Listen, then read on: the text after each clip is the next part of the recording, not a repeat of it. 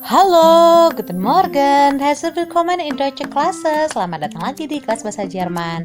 Und heute wollen wir ein bisschen über nächste Präteritum Chapter ataupun kapitel lagi dari Präteritum yang akan kita bahas, yaitu tentang verben. Kalau kemarin kita belajar tentang to be dan habe-nya dalam bentuk Präteritum, jadi iwar, uni hatte, dan beberapa contohnya yang sudah kita bahas.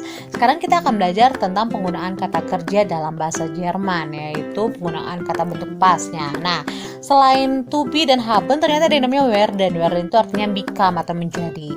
Nah, perubahannya jadi apa aja? I wurde, du wurdes, es wurde, wir wurden, ihr wurdet, sie wurden. Nah, kalau kata kerjanya kayak gimana?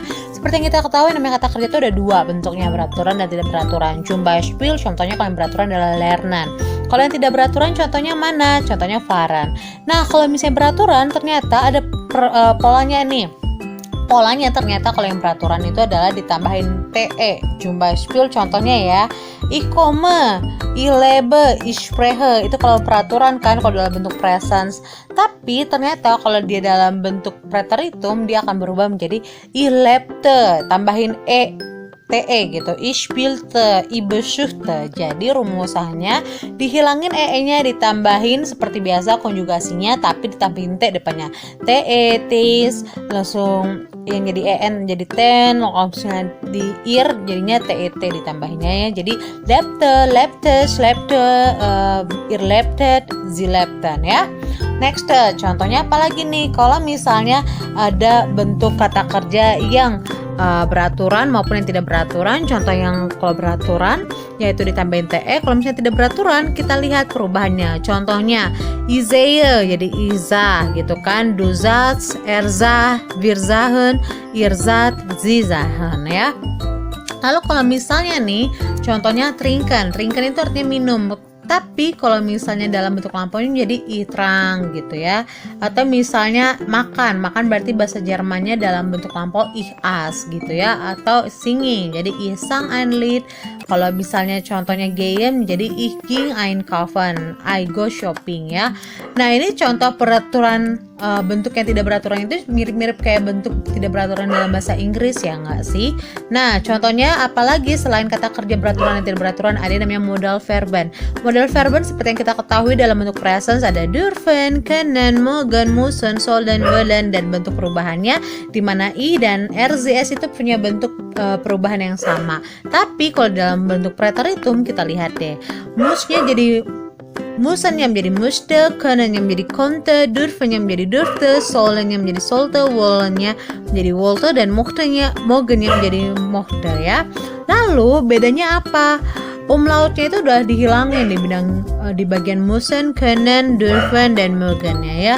Jadi saya harus berarti ich musste, saya bisa, ich konnte, saya dapat, ich dürfte, saya seharusnya ich sollte, saya akan, ich wollte, dan saya mau, ich mochte ya, atau saya suka. Next, apalagi sih contohnya pengecualian nih. Contoh pengecualiannya adalah bentuk dalam irregular. Contohnya tadi gehen jadi ging, bringen jadi brachte. Itu diperhatikan list dalam kata kerja yang beraturan dan tidak beraturannya. Lalu ada apa lagi? Contohnya dalam benda-benda atau kata kerja yang berakhirnya S, SC, dan Z. Nah, itu di bagian bentuk dunya tidak ditambahin ST, tapi dilihat ya ditambahin ada endung di dalam situ ya. Kita menghilangkannya ya. Contohnya lesson jadi las gitu kan. Du las gitu ya. Lalu kalau misalnya dalam bentuk kata kerja yang akhirnya DT, nah seperti biasa ditambahin E ya, misalnya ilandet menjadi ilandete, du landetes, atau misalnya ibite gitu kan menjadi ibat atau dubatetes gitu ya. Ini pengecualian yang kamu perhatikan kalau misalnya mau menulis kalimat yang lebih lengkap gramatiknya. Ataupun misalnya dalam bentuk kata kerja yang memiliki peraturan dalam bentuk belakangnya IE. Nah, itu misalnya di orang ketiganya biasanya suka tidak ada akhiran E-nya. Misalnya schreien bukan menjadi EN gitu kan, tapi menjadi wir schreien, dan misalnya sie schreien gitu kan, schreien dirubah menjadi wir schreien atau sie schreien gitu, nggak ditambahin e-nya, nggak dirubah menjadi 2 kali gitu ya.